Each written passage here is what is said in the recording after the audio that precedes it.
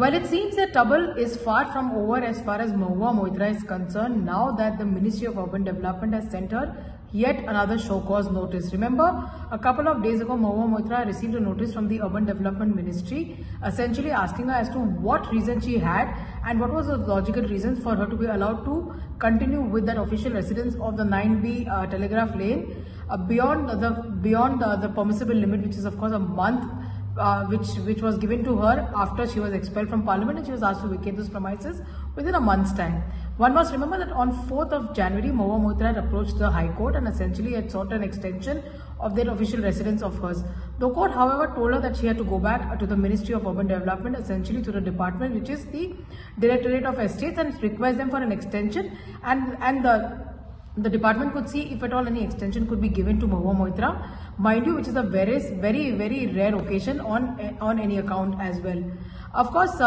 and it was also said that the ministry would follow all the due procedures, which included giving multiple notices to her before eviction process really began. Now, this has been the trouble that Mahua Moitra has been after she was expelled from Lok Sabha on the 8th of December 2023, following which she was served a notice, of course,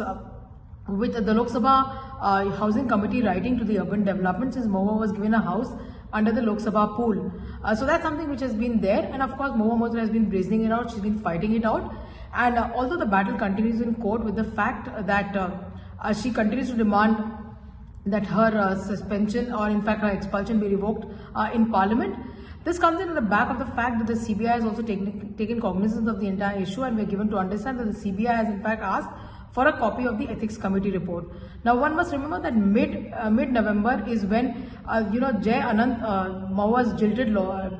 boyfriend, and Nishikant Dubey, member of Parliament from BJP, had in fact approached the Lok Sabha Speaker, essentially pointing out to various discrepancies within Mahua's conduct, essentially saying that Mahua was probably getting cash for query, essentially meaning that Mahua was using a parliamentary privilege to actually get money or gifts from a businessman, Darshan Hiranandani. That was the charge which was really made. After which, Lok Sabha Speaker had referred the entire matter to the Ethics Committee. Now, before the Ethics Committee could investigate the entire matter, Darshan Hiranandani, the businessman in question over there, who had agreed that he had in fact logged into Mahua's account from various locations, the records of which further show that it was locations that were logged in not only in Dubai but also from America, amongst the other locations as well. He signed an affidavit and submitted it before the Parliament, essentially saying that he had in fact given Mahua Moitra expensive gifts like bags, etc., and had also paid for her travel expenses, apart from the fact that he had logged in into her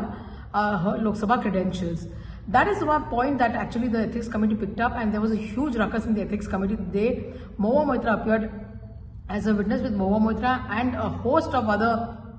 opposition MPs led by Danish Ali amongst the others, who had actually walked out of the meeting making allegations on the chairman of the committee, who was of course Vinod Sonkar.